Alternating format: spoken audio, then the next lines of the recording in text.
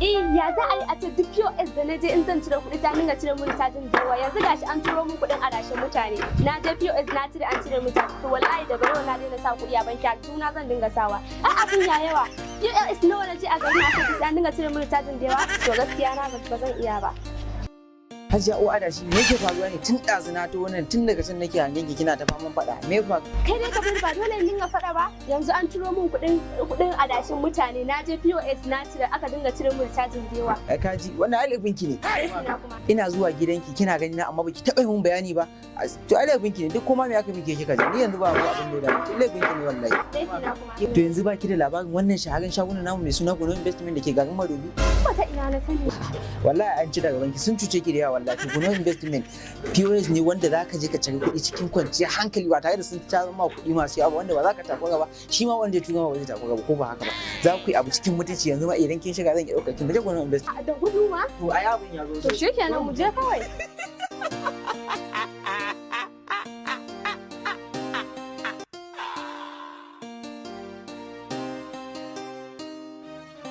haba hala ni da yanzu hala na daina siyayya wannan gari haba kudin da ka sa ana sato kudi ka je za ka siyayya sai ce maka an karo kudi wannan wani irin rashin mutunci ne da iskanci hala ba zai yadda ba ina za ka ne ka ce ba hanya kana ta fama su ha dole na yi surutu na je siyan sumunti nan gurin dentele mai simunti ka sai ina gini ko wai ina zuwa siyan simunti ne ba ka da ya zuga mun kudi bayan da ka sa gidan wasa nake samun kudi waye ne wani shago ka je shagon dentele mana a to ai laifin ka ne kaji garin nan babu wanda bai san kayan dan talaka da ne da shi din local government din babu wanda bai sani ba haka ne to kai yanzu menene me ya faru me yake da fada dole an to masifa nan da ka gani ma ala cikin gari can inda su ma suke zuwa su saro su wannan siminti ala ne zan je in samu je in saro yayye kabila kana faɗi kana cikin garin mu da baka san wannan shagunan nan wanda zaka je kai sayya cikin kwanciyar hankali cikin salama ba wannan shago kenan Gunau Investment mana ai na san shago Gunau Investment ko ala cerki ai ban sani ba dama kakansu suke da yara ai laifin ka ne abin nan tun da nake sayayya a can nake sayayya ta Gunau Investment kai ko kamfani ka je ya saukin da zaka samu kenan akan wannan kayan na Gunau Investment kaga idan ka siya ma idan da yawa ka siya da akwai mota da za ta kai masu kwanciya hankali ba tare da bata ma kai ko ba haka ba haka Allah kai ma in za ka yi dan ma tun wacan muka in za ka yi ka zo mu je Gunau Investment ato wallahi lami beke ka kafa na kafan ka dama na damen ka mi kuri hello ina jin ka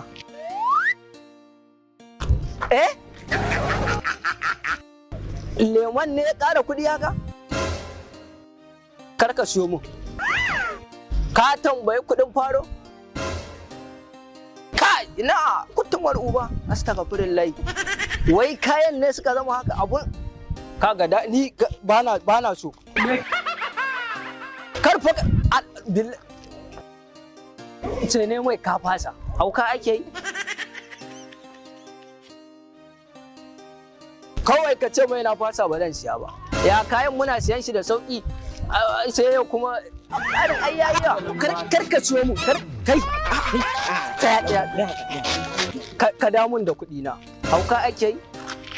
Lemon da nake siyar sa 750 zo mu dan samu batarni da gida kuma shikenan riba ta kare. Kar ka ciyo mu aikin banza kawai.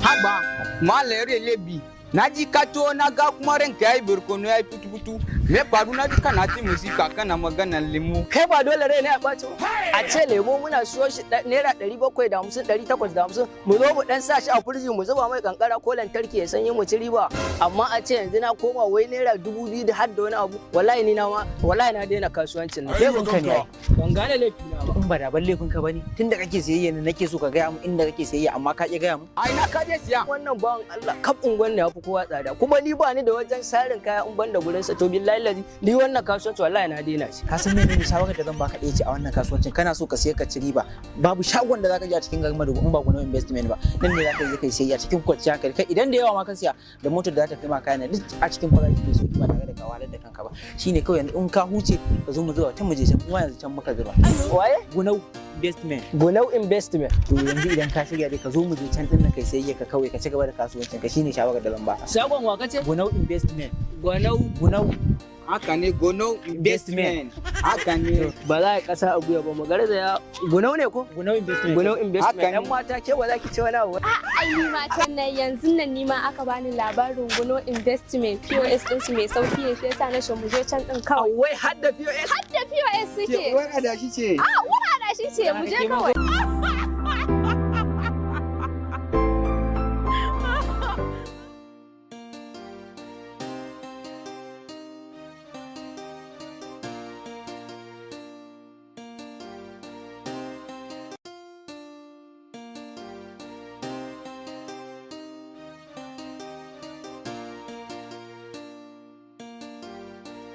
Haba ya za ka kawai zo ka bige ni ina cikin tafiya. Haba gidan nishadi ya za ka zo kawai kana tafiya kana bangaza me yake damun ka ne ka zo sauri nake yi nan naje gidan kallo kaga bagun ajja mashin ga shaye-shaye ta kura ma da shaye-shaye a gidan kallo. kai kada ku sake kuma na fada nan dan na ran sai da Allah din ku kai mana fada ko zan samu din ko na bu muku tefkan kirya kun gane ko ba haka ba wannan ba su da mutunci. To wai kai tsaya wani tambaye ka kai da kace magana gidan kallo ana shaye-shaye ba ka so. Ana muku sace-sace wannan irin jakin gidan kallo ne haka. Nan baya na je gidan kallon can na je. Ka daidai ka ce mini gidan kallon hiro mai kallo ko? Kwarai da gaske shi. Haba wannan mahaukacin gidan kallo ne gidan kallon da sai ka ji warin wannan baya dame ka. Shi ne kuma ba gurin da zaka den samu ka den ajiye den wani abun hawan ka kwate ba za ka samu ka ajiye ba. Haka yake ko ma menene a gidan kallon zai iya faru kai bari in gaya ma a gidan kallon Gunau investment shine zaka je da abun hawan ka faka shi ka dakatar da shi yadda ka aje kuma sannan in ka shiga da wayanka babu caji zaka iya zira caji kafin ka tashi da kai ka ga riba bi kenan. Yawwa kai kallo kuma sannan ka zo ka sa caji dan haka ni shawarar da zan baka ka zo mu je gidan ka su ma waɗannan yanzu can muke da su zan fara ka su tukuna za su je su siyayya a Gunau investment sannan kai kuma sai mu biya an karasa da kai gidan kallo. A Gunau investment yanzu dai ka ce mun babu wani gidan kallo da ya dace da in je in yi kallo sama da Gunau To investment. shine abin da na gaya mu yanzu can muka in na ga kasu sannan kai ma zan zo ga To yanzu haka mu je ka raka su ka raka ni gidan kallon nan. To shi kenan za ku kuma hankali na kwance ku zo mu wuce.